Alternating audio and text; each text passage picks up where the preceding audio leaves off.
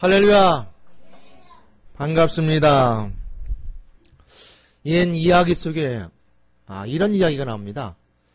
두 마리 당나귀가 주인의 명령에 따라 목적지를 향해 가는데 한 당나귀는 좀 강했고 한 당나귀는 약했습니다. 근데 둘이 똑같이 짐을 지고 갑니다. 강한 당나귀가 약한 당나귀를 보고서 아니 저렇게 약한 당나귀 뭐 쓸모 있다고 더 짐을 짊어지고 가나 차라리 없으는 게 좋겠지라고 생각하고 갑니다. 이렇게 투덜투덜 가면 가던 강한 당나귀, 든든한 당나귀. 그런데 어느 정도 가다 보니까 약해 빠진 당나귀가 죽어버렸습니다. 그러자 주인은 그 약한 그 당나귀의 짐을 그 튼튼한 당나귀에 더 얹어서 목적지를 향해 갔다 한 이야기가 있습니다. 여러분 혹시 혼자 있다라고 느껴질 때, 나는 외로워라고 느껴질 때는 언제인가요? 좀 둘이 있다가 혼자 있을 때 아마 나는 외로운 사람인가? 라는 생각이 들 때가 있을 겁니다. 식사를 할 때 밥 먹는 자리에 둘이 앉아 있다가 나 혼자 밥 먹을 때 참 외롭지라는 생각을 해보기도 하죠. 그것뿐만 아니라 뭐 문제가 부딪혔을 때 그 문제에 대해서 관심 가져주지 않고 그 문제를 혼자 끌어안고 끙끙하고 있을 때 나는 외로워. 아니면 또한 아파서 병상에 누워있는데 아무도 와서 돌봐주는 사람 없이 혼자 침상에 아픈 몸을 이끌고 누워있을 때 혼자구나 하는 생각을 하게 될 겁니다.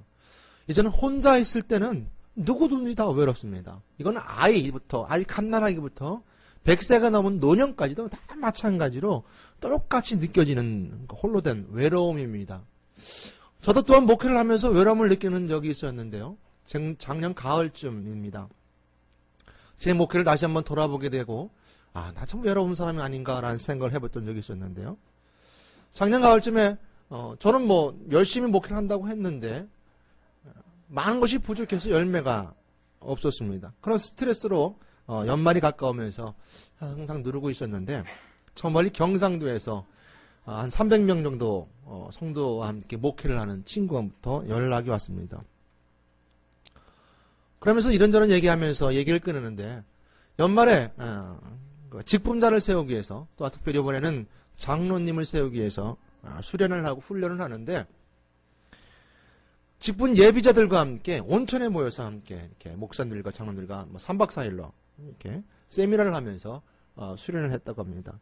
그 제목이 지금도 기억하는데 뭐 장로 예비자들은 안수 집사님들은 자기들의 휴가까지 이제 내놓으면서 3박 4일 동안 와서 훈련을 받고 돌아가는데 그 제목인 장로 걸림돌인가 아니면 디딤돌인가라는 제목이었다고 합니다. 그 훈련을 받고 나서 아주 좋아진 교회가 되었고 또한 서로가 목사부터 또한 장로님, 안수 집사님, 또 직분자들, 성도들까지 한 방향으로 갈 수 있는 아주 훌륭한 그런 세미나가 되었다라고 하면서 그걸 통해서 교회가 더 성장하게 되었고 또 교회에 대해서 다시 한번 깊이 생각하는 시간이 되었다. 그리고 너무너무 좋아하셔서 또 내년에도 다시 할 계획이다라는 소리를 듣고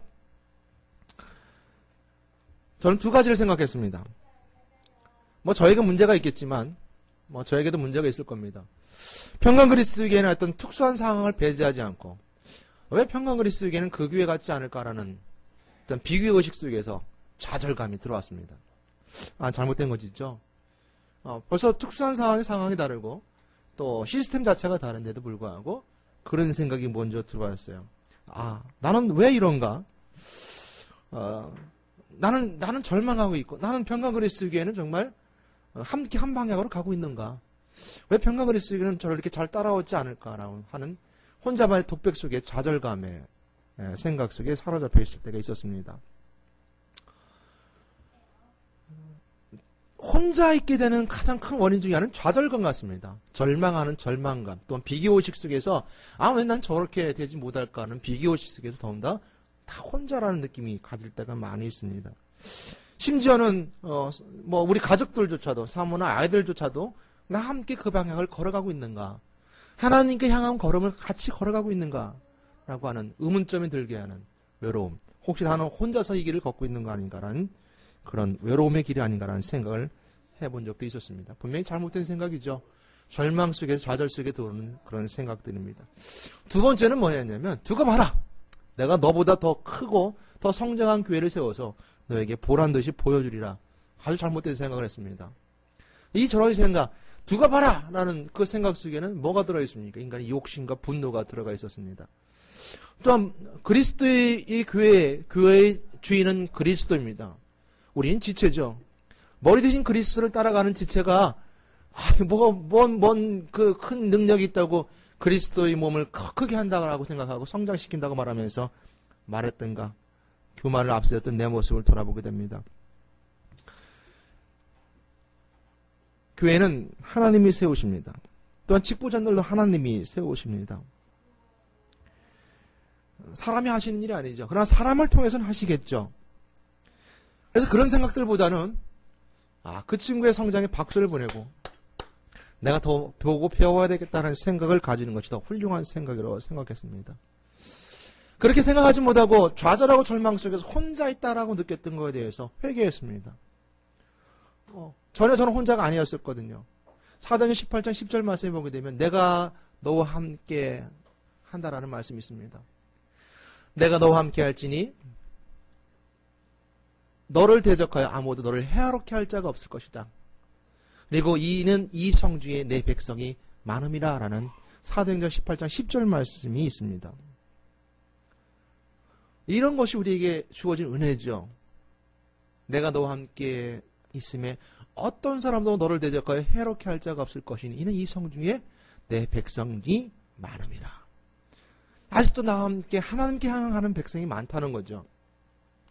이 말씀이 참 감동되어지는 간증거리가 있는데요. 그것이 이제 병원 사역하는 유현모 목사님입니다. 이 유현모 목사님이요, 강남성심병원이라는 곳에 가서 처음 병원 사역을 하셨습니다. 일반 교회를 하지 않으셨어요. 일반 목회를 하지 않고 병원 사역만 하셨어요. 뭐 그래 여러 가지 특수한 상황이죠. 일반 목회하면서 같이 하기는 굉장히 병행하기 힘든 상황이니까 두 군데 정도를 했었는데 강남성심병원은 더 힘드셨다고 합니다. 한 20년 가까이 하셨는데 강남성심병원은 캐토릭이 이사고 또 캐토릭이기 때문에 기독교를 배제하지 않는다 하면서도 원목실이 없습니다. 캐토릭 원목실이 있는데요. 그래서 기독교인들은 막 이렇게 내보내는 이런 병원이 성모병원입니다. 근데 뭐 1년 가고 2년 가고 쫓겨나고 경비실에서 쫓겨나고 3년 가고 쫓겨나고 나중에는 뭐 예배를 못 드리니까 지금의 예배를 드리지만요. 그 병원 환자실 그 대기실에서 예배 드려도 쫓겨나고 차량 쓸 때문에 쫓겨나고 이러면서 나중에 좌절감이 오더랍니다. 좌절감이 오더랍니다. 그러면서 봤던 말씀, 하나님 주시는 말씀이 바로 사도행전 18장 10절 말씀이었다는 거예요. 내가 너와 함께 있음에 어떤 사람도 너를 대적하여 해롭게 할 자가 없을 것이니 이는 이 성중에 나의 백성이 많음이라 하시더라라는 말씀이더라는 거죠. 아무도 없을 것 같고 아무도 그 병원 안에 없을 것 같지만 그 안에 나와 함께하는 하나님의 백성들이 있다는 것을 깨닫고 다시 들어가 기도하면서 사역을 감당했다는 이야기를 들었습니다. 좌절과 절망감이 들 때 우리에게 준 은혜가 바로 그런 은혜가 아닐까 합니다. 두 번째로 제가 목회를 하면서 외로움을 느꼈던 것 중에 하나는 바로 회의하는 현장입니다. 교회에서 회의나 또 협의회에서 회의나 지방에서 회의할 때이죠. 회의는 민주주의여야 합니다. 그러나 하나님주의보다 먼저 앞서서는 안 됩니다. 하나님주의보다 먼저 앞서서는 안 되는 것이 회의죠. 그러나 회의의 내용이 인간의 이익이 먼저 대변되게 되고 집단 이익을 위해서 결정되어지게 될 때는 하나님의 의의를 또 하나님주의를 먼저 생각하고 하나님께 향해 있는 마음이 먼저 있는 저에게는 또 어떨 때는 외로움을 느끼게 하는 것 중에 하나였습니다. 그럴 수밖에 없겠죠. 그 집단에 들어갈 수 없는 그 공동체, 그 집단의 이기 속에서 들어갈 수 없는 그 환경, 이것은 교회나 협의회나 지방에나 다 마찬가지일 겁니다. 그럴 때 마태복음 6장 1절 말씀이 저에게 힘이 됐던 것도 사실입니다. 너는 기도할 때 골방에 들어가 문을 닫고 은밀한 중에 계신 너희 아버지께 아뢰라. 은밀한 중에 보시는 내 아버지께서 갚으시리라. 마태복음 6장 6절 말씀이죠. 기도하라는 거죠. 혼자 있을 때 혼자 있다고 절망하지 말고 기도하라는 겁니다. 너가 기도할 때 골방에 들어가 혼자 들어가는 겁니다. 그리고 문을 닫고 은밀한 중에 계시는 내 아버지께 기도해라. 은밀한 중에 보시는 내 아버지께서 갚으실 것이다. 마태복음 6장 6절 말씀이 우리가 은혜가 되는 것이 바로 그겁니다. 우리가 외롭다고 느껴지게 될 때, 홀로 있다라고 홀로 있을 때 우리에게 주신 은혜는 기도하는 겁니다. 저는 여러분들에게 묻습니다. 여러분이 삶의 현장에서 외롭게 느껴질 때 어떻게 해결하나요? 모든 것이 나보다 다 떠난 것 같아요. 혼자 있는 것 같아요. 어떻게 해결하나요? 방송에 보게 되면 철탑에 올라가는 사람도 있습니다. 어떤 사람을 보면 포크레인 올라가 있는 사람들도 있습니다. 또 어떤 사람은 다른 방법으로 그 해결의 방법을 찾아보기도 하고. 여러분은 어떻게 해결하나요? 여러분, 기도하신 여러분 되시길 주님의 이름으로 부탁드립니다. 인생을 살다 보면요, 먼저 앞서 나가서 내가 최고의 자리, 먼저 선두에 서서 뒤를 돌아보면서 혼자 있다고 느껴질 때가 있을지도 모릅니다. 외롭습니다. 또한 남들은 다 앞서가서 나 혼자 맨 뒤에 지쳐 있는 것 같아서 외로움을 느낄 수도 있습니다. 그럴 때 사악한 생각이 그 속에 들어오게 되면요, 교만하게 됩니다. 절망하게 됩니다. 그러기에 기도하시길 저는 권면하는 것입니다. 기도하시길 바랍니다. 은밀한 중에 계신 하나님이 여러분 것들을 갚아주실 겁니다.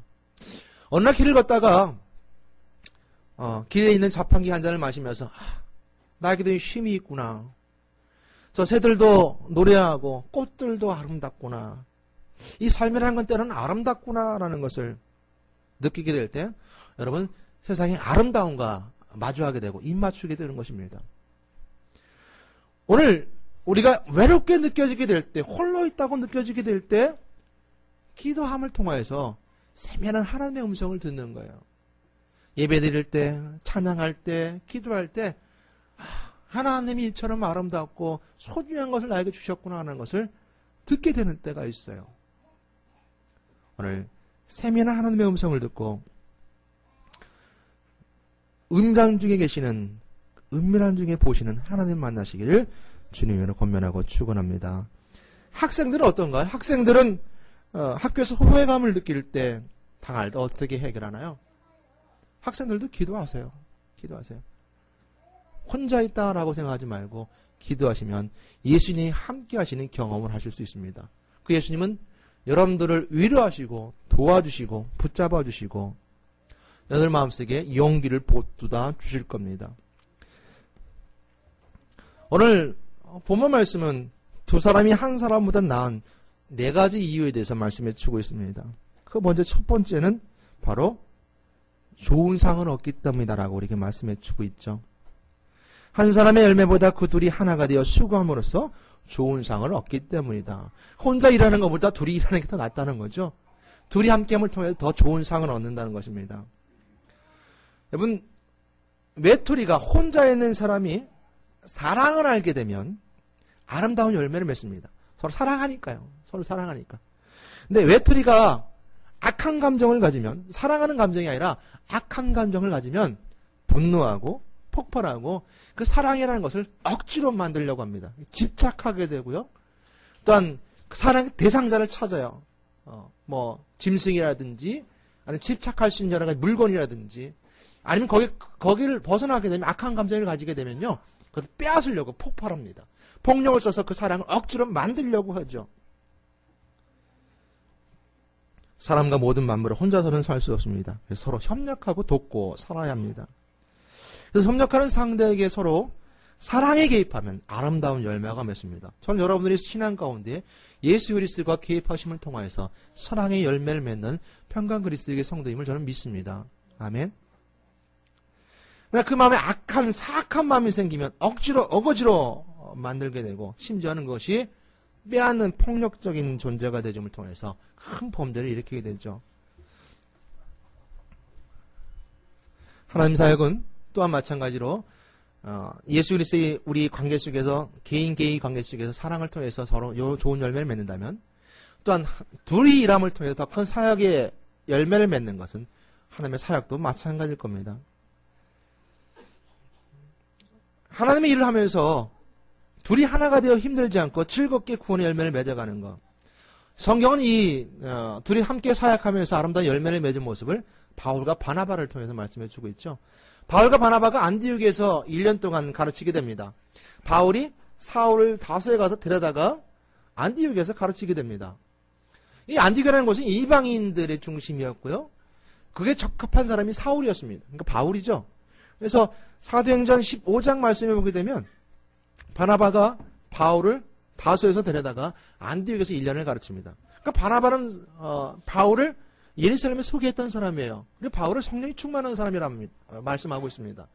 그래서 바나바는 훌륭한 사람이었지만 함께 사역하길 원했고 바울을 데려다가 안디옥에서 가르쳤고 그들이 비로소 그리스도인이라는 칭호를 듣게 됩니다. 전 바울과 바나바가 합력하여 선을 이루는 아름다운 하나님의 사역에 둘이 하나 된 열매를 맺었습니다. 그러나요, 바울과 바나바도 사람 때문에 서로가 다투고 나누는 사건으로 전개되게 됩니다. 사람이 하는 일은 오류가 있을 수 있죠. 사람이 하는 일, 이 오류가 있습니다. 분열되기도 합니다. 그래서 굉장히 지혜로워야 됩니다. 교회 일은요, 지금 지혜로워야 됩니다. 지혜로워야 됩니다. 바울과 바나바가 싸우게 됐던 이유 중에 하나가 뭔지 아세요? 사람 때문입니다. 바울과 바나바가 싸우게 됐던 이유 중에 하나는 사람 때문인데 바울과 바나바가 1차 선교여행을 잘 무사히 마치고 돌아왔습니다. 그리고 안디옥에서 다시 2차 선교여행을 떠나고자 할 때 바나바가 그의 조카, 생질 마가를 데리고 가고자 합니다. 근데 마가는요, 바울이 반대합니다. 저 사람 데리고 가지 말자. 하나님 사역 함께 하지 말자. 왜? 밤빌리아에서 1차 선교회 갈 때 밤빌리아에서 돌아갔던 사람이거든요. 그러니까 바울은 어찌 보면 저 사람은 마가라는 사람은 쉽게 포기하는 사람, 하나님의 일에 있어서 인내하지 못하는 사람라고 생각할 수도 있을지 모릅니다. 뭐 마가의 상황이 어떨지 모릅니다. 뭐 몸이 아파서 돌아갈 수도 있고요. 또 마가가 어떤 그 환경 가운데 아니면 또 안 좋은 비보를 듣고 돌아갈 수 있을지도 모릅니다. 그러나 바울이 보기에는 마가는 안 되겠다는 거죠. 밤빌리에서 돌아간 사람입니다. 선교 1차 선교여행을 보니까 하나님 사역을 감당하지 못했던 사람입니다. 포기했던 사람입니다. 인내하지 못했던 사람입니다. 그래서 나는 신라를 데리고 가겠습니다. 그러나 바나바는 마가를 데리고 갑니다. 그러니까 둘이 갈라져서 선교를 나가게 되죠.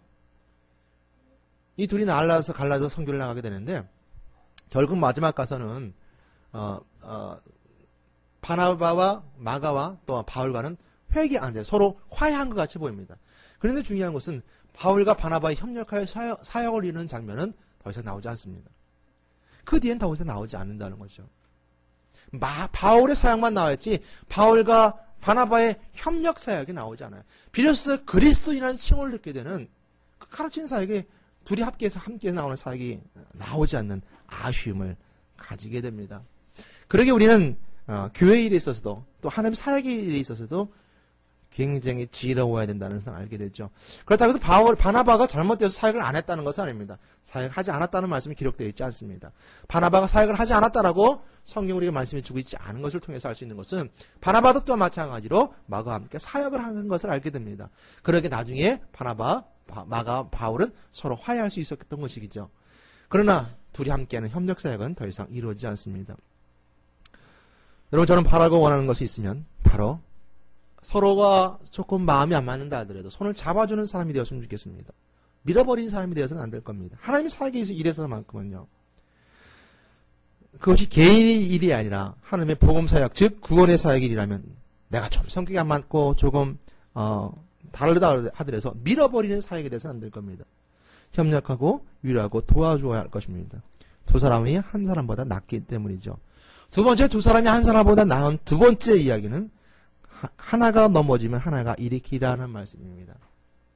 하나가 넘어지면 하나가 일으키리라. SNS, 즉 카카오톡이라는 SNS에서 저한테 한 번은 글이 하나 왔어요. 아주 은혜되는 글이었습니다. 그 글 중에 내용이 이런 거였습니다.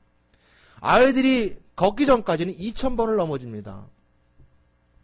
그러므로 당신은 2000번을 넘어져 봤던 경험이 있는 사람입니다. 오늘 한 번 넘어졌다고 좌절하고 절망하지 마십시오. 자, 다시 한번 일어나십시오. 라는 글을 받고, 아, 그렇구나. 나는 내가 태어나서 걷기 전까지 2000번까지 넘어진 사람이구나.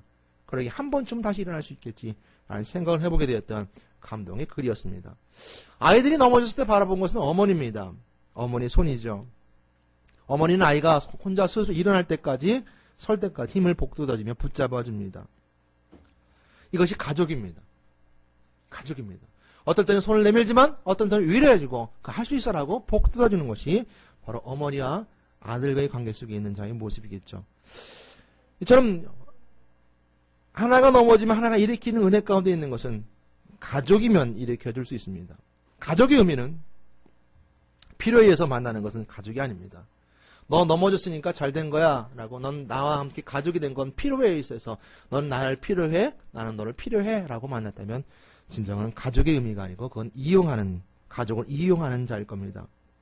그러므로 가족은 옳고 그름을 따지지 않습니다. 가족은 잘잘못을 떠나서 항상 같이 있어준다는 겁니다. 그래서 하나가 넘어지면 하나가 일으켜준다는 것은 내가 왜 넘어졌니? 내가 뭔가 잘못했겠지. 넌 잘못한 사람이야 라고 막 반박하는 것이 아니라 아이가 넘어졌을 때 어머니는 아무 소리 없이 너 왜 넘어졌어? 라고 말하지 않습니다. 손을 내밀어 붙잡아 일으켜줍니다. 이것이 가족인 것처럼. 가족도 마찬가지입니다. 옳고 그름을 따지지 않습니다. 잘잘못을 따지지 않고 항상 같이 있어주고 항상 손을 내밀어줍니다. 아들이 아무리 잘못했다 하더라도 세상 가운데 사람들이 지탄하고 아무리 세상 가운데 사람들이 많은다 하더라도 그래 너는 내 아들이야. 그래 너는 내 아들이지 라고 말하는 것이 자식이죠. 아버지가 아무리 술꾼이고 어머니가 아무리 자식을 버리고 도망갔다 하더라도 그 아들과 딸은 그래도 내 아버지요 내 어머니라 말할 수 있는 건 이것이 바로 가족의 공동체이고 진정한 교회의 의미이기도 합니다. 그래서 교회에서는 말할 때 형제여 자매여 말하고 하나님 부를 때 아버지여 라고 말하는 것처럼 교회의 의미는 가족의 의미가 더 많고 강합니다. 그래서 가족 안에서는 일어설 수 있습니다. 그러므로 교회 안에서는 일어설 수 있습니다. 그리스도 안에서는 일어설 수 있습니다. 하나님 안에서는 일어설 수 있습니다. 내가 한 명이 넘어졌을 때 아무런 이유와 모든 걸 따지지 않냐고 내가 손을 내밀어 나를 붙잡아 주시는 것이 바로 하나님이시고 또한 교회인 것입니다. 이것이 바로 예수 그리스도의 사랑입니다. 그 큰 사랑을 주면 더 큰 사랑이 나에게 옵니다. 사랑을 주면 사랑이 나로부터 빠져나가는 것 같지만 나에게 사랑은 곱절이 됩니다. 하나보다 둘이 더 남을 잘하셨던 예수님께서는 전도를 보내실 때 둘씩 보내시는 장면이 있습니다. 왜 그러셨을까요? 넘어지기 쉬운 자가 붙잡아 주라는 거였습니다. 신앙에 혼자 놔두면 악한 사단마귀 그 시험에 쉽게 넘어질 수밖에 인간의 존재, 약한 존재. 그러나 둘이 함께 있으면 넘어지지 않기 때문에 둘이 함께 있으면 서로가 위로하고 복도 주며 감시해주고 너 왜 그래 그러면 안 돼. 우리 신앙까지 같이 살자라고 말할 수 있기 때문에 둘이 함께 보내는 장면이 있죠. 마가복음 6장 7절 말씀에 보게 되면 예수님께서 12제자를 둘씩 보내며 귀신을 제어할 능력을, 권능을 주시고 명령하셨다라고 우리가 말씀하신 것처럼 둘씩 전도를 나가게 됩니다. 예수님 너무너무 잘하셨던 거죠. 우리가 전도할 때도 마찬가지입니다. 전도를 나가게 되면요. 혼자 나갈 때는요. 야, 내가 저 사람에게 전도지를 줄까? 저 사람이 예수 믿는 사람 말을 할까? 근데 옆에 누군가 든든하게 한 명이 있으면요. 전도지 얼마든지 줄 수 있어요. 옆에 누가 든든하게 있으면요.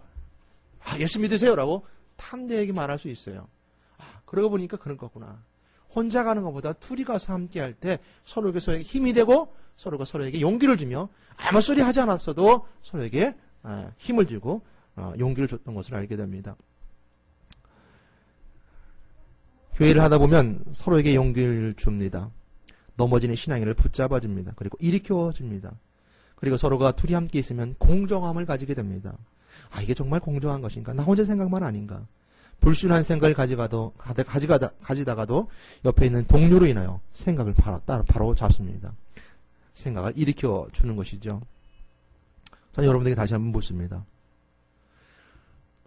여러분이 신앙생활을 참 아름답게 갖고 소중히 갖고 참 잘하고 계셨습니다. 그러나 여러분이 넘어졌을 때 여러분의 손을 붙잡고 일으켜주는 신앙의 동역자가 있는가라고 저는 묻고 싶습니다. 또 다르게 묻습니다. 여러분은 그대가 넘어졌을 때 아무런 옳고 그름을 따지지 않냐고 손을 내밀어 일으켜줄 수 있는 신앙의 동역자인가라는 겁니다. 전 여러분들의 항상 기도합니다. 저는 여러분들과 함께 여러분의 삶이 넘어졌을 때 일으켜줄 수 있는 신앙의 리더자가 되길 원합니다. 또한 저도 마찬가지로 제가 넘어졌을 때 저에게 손을 내밀어주는 성도들이 있기를 바랍니다. 이것이 가족이고 교회가 가지는 공동체의 모습입니다.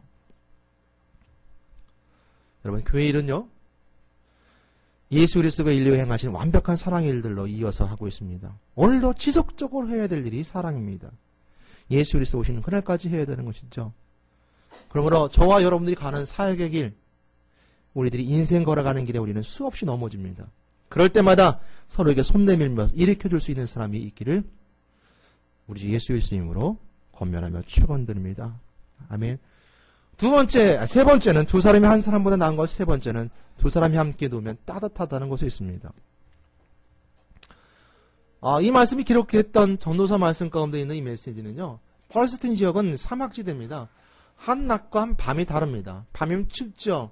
사막의 길 걸어가던 여행자들이 밤이 되면 그 추위를 피하기 위해서 부둥켜 안고 끌어안고 따뜻한 체온을 유지해야지만이 그 사막에서 추위를 이겨나갈 수 있는 겁니다. 그러므로 이 사막에 있는 두 사람의 모습처럼 자신의 연약함을 인정하고 함께 서로 체온을 유지하는 자의 모습처럼 협력함을 통해서 따뜻함을 나누라라는 말씀이 바로 두 사람이 함께 누우면 따뜻하다는 말씀이 기록되어 있던 본질적인 메시지죠. 이런 모습들은 우리가 부부관계 또 형제관계 속에서 많이 보게 됩니다. 부부는 함께 누움을 통해서 따뜻함을 누리게 됩니다. 부부는 서로 사랑해야 됩니다. 굉장히 유명한 이야기가 있죠. 쌍둥이가 인큐베이터에 들어가게 되는데 한 아이가 쌍둥이가 태어났는데 한 아이가 몸이 좋지 않습니다. 생명이 위태롭습니다. 인큐베이터 안에 들어갔죠. 그래서 쌍둥이기 때문에 함께 그 인큐베이터에 하는 건강한 아이와 약한 아이와 둘이 같이 넣어놨는데 한 아이는 죽을 거라고 예상했던 간호사들의 생각과는 다르게 두 아이가 다 건강하게 자랐습니다. 그 이유 중 하나는 건강한 아이가 그 약한 아이의 손을 붙잡고 등에 손을 얹고 있는 장면의 그림이 있었습니다. 그 모습을 보고서 한 아이가 붙잡아주고 함께했던 그 손길을 통해서 약한 아이가 힘을 얻었던 것이죠. 이 쌍둥이 형제처럼 인큐베이터 같은 한 집에서 서로의 손을 잡아주고 함께 눕고 서로의 체온을 나누는 사람은 바로 가정을 이룬 부부입니다. 가정을 이룬 것은 하나님이 정하신 것이죠. 그러기에 함께 나누는 아름다운 가정을 이루는 것 하나님의 뜻이고 두 사람보다 한 사람이 나은 이유는 부부로 함께 이 세상을 살아가는 것이 가장 아름답고 소중하며 낫기 때문입니다. 네 번째 두 사람이 한 사람보다 나은 이유는 한 사람이 필요하지만 두 사람이면 두려울 것이 없다라는 말씀입니다. 오늘 전도서 4장 8절 말씀에 보게 되면 이렇게 말씀이 기록되고 있습니다. 그 본문 말씀이 기록되어 있으니까요. 함께 천천히 읽어보도록 할까요? 함께 읽겠습니다. 시작. 어떤 사람은 아들도 없고 형제도 없이 홀로 있으나 그의 모든 수고에는 끝이 없도다. 또 비록 그의 눈은 부요를 족하게 여기지 아니하면서 이르기를 내가 누구를 위하여는 이같이 수고하고 나를 위하여 행복을 누리지 못하게 하는가 하여도 이것도 헛되어 불행한 노고로다. 이 8절 말씀은 굉장한 부자가 있는데 그 부자가 아무것도 부자임에도 불구하고 외로움을 느끼는 거예요. 아무 형제 자녀도 없고 아무것도 없는 겁니다. 홀로 됐어요. 그 자식도 없고 아무것도 없어요. 그 부자에게 필연적으로 찾아오는 것이 뭐죠? 허무감입니다. 굉장히 허무한 거예요. 인생을 살면서 최고로 삶을 살았고 부자가 되었지만 그걸 물려줄 자식도 없고 아무것도 없는 거예요. 쓸데가 없는 거예요. 외로움과 허무감이 찾아옵니다. 그 허무감 속에 있는 것은 패배의식입니다. 패배의식. 난 인생을 실패했구나 하는 패배의식. 그 패배의식 속에 있었던 그 상태에 대해서 오늘 이 말씀 우리에게 말씀해 주고 있습니다. 한 사람이면 패가 있거니와 두 사람이면 맞설 수 있나요? 했습니다. 그 사람이 가지고 있었던 홀로 되면 패배의식, 좌절감 패배의식은 그를 절망하게 만들었고 혼자 있게 만들었다는 것이죠. 그러기에 둘이 함께 있으면 이길 수 있다는 것, 두렵지 않다는 겁니다. 8절 말씀을 비교로 오늘 9절로 12절 말씀을 연결해서 함께 말씀을 나누고 있던 것이죠. 나그네가 혼자 인적 없는 길을 여행하게 되면요. 강도의 범의 표적이 됩니다. 그러나 둘이 걸어가게 되면 강도는 함부로 덤벼들지 못합니다. 우리 신앙도 마찬가지고 이 부자의 모습도 마찬가지였다는 것이죠. 혼자만의 삶, 혼자만의 신앙생활은 대단히 위험하다는 것이죠. 그걸 깨닫게 되었을 때 두 사람이 함께 신앙생활을 하여서 서로를 영적으로 격려해주는 동시에 죄로 물들지 않도록 서로 감시하게 한다면 악한 마귀의 시험 앞에서도 두려울 것이 없다는 것이죠. 또 하나 더 볼 수 있는 것은 다윗과 골리앗을 통해서 할 수 있는 또 하나의 말씀이 있습니다. 다윗은 혼자 나갔지만 혼자가 아니었죠. 만군의 여호와의 이름으로 블레셋 군대 앞에 나가게 됩니다. 블레셋 군대 골리앗과 사울왕은 한 전장에서 마주하게 됩니다. 근데 블레셋에는 골리앗이라는 아주 큰 장수가 있어서 이 사울과 이스라엘 백성들은 어떻게 할 수 없는 상황 가운데 있었습니다. 이스라엘 군대들은 어떻게 할 수 없는 상황 가운데 있었습니다. 그랬을 때 골리앗이 이스라엘의 하나님이 막 욕하기 시작합니다. 그곳을 찾아갔던 형들을 찾아갔던 다윗이 그 소리를 듣고 사울왕이 간청해서 갑옷도 입지 않고 이 골리앗 앞에 물맷돌 하나 들고 나가게 됩니다. 그러면서 그가 탐대히 나가면서 말했던 거, 너는 칼과 창과 단창으로 내가 내 앞에 왔지만 나는 만군의 여호와의 이름으로 곧 내가 모욕하는 하나님의 이름, 이스라엘 군대의 하나님의 이름으로 내가 내 앞에 왔다라고 다윗이 말했던 것처럼 우리는 혼자 있다라고 생각하지 마시길 바라겠습니다. 주님 여러분과 함께 하십니다. 주님 여러분의 든든한 응원군이요. 주님께서 여러분들에게 용기를 주시는 분이요. 여러분을 도와주시는 분이요. 여러분을 위로하시는 예수 그리스도이십니다. 다윗에게 이런 믿음이 있었던 것처럼 우리도 이런 믿음을 가져야 될 것입니다. 주님이 나와 함께 하신다라는 것이죠. 오늘 결론적으로 말씀드리겠습니다. 세겹절은 끊어지지 않는다 그랬습니다. 세겹절. 저는 초등학교 들어가기 전에 농농사를 많이 했었습니다. 저는 농농사를 짓지 않았지만 시골에 가게 되면 그 농농사 풍경을 많이 봤는데 그때 가면 지푸라기를 추수하고 남은 그 지푸라기로 새끼를 꼽니다. 새끼를 꼬는데 두 줄만 가지고 새끼를 꼬면 새끼 금방 풀어집니다. 엮어지지도 않죠. 그런데 두 개를 새끼줄을 끄고 가운데다 새로운 지푸 한 포를 넣고서 꺾으면 세 줄이 돼서 풀어지지 않습니다. 굉장히 튼튼하게 됩니다. 그것이 새끼줄이 돼서 든든한 줄이 되게 됩니다. 우리는 혹 두 개만 갖고 있는 건 아닌가요? 두 개만 갖고 있는 거 아닌가? 우리가 신앙생활하면서 하나님께 대한 믿음이 돈독합니다. 또한 하나님께 가고자 하는 소망도 아주 절실합니다. 사랑은 없는 거 아닌가? 그런 믿음과 소망 가운데 사랑이 함께함을 통해서 든든한 신앙생활 하는 여러분 되시기를 주님의 이름으로 부탁드리고 축원합니다. 또 우리는 두 개만 갖고 있는 건 아닌가? 남나이 만나서 살다가 또한 아이들이 생기면 튼튼하게 가족이 되는 것, 이것이 세겹줄입니다. 오늘 우리에게 두 가지만 있다면 세겹줄을 가짐을 통해서 협력하고 또 두려움 없이 동역하고 환란이 찾아와도 문제가 생겨도 문제가 풍랑처럼 몰아친다 하더라도 세겹줄을 가지고를 통해서 오래 견디고 또 든든히 이겨낸다는 걸 기억하시고 오늘 하나보다 둘이 나은 분명한 이유를 깨달아 더 하나님께 가까이 갈 뿐만 아니라 여러분이 또 혼자라고 생각할 때 예수님이 찾아가 손잡아 주심을 기억하시는 모든 성도들 되시기를 예수 그리스도 이름으로 축원합니다. 아멘.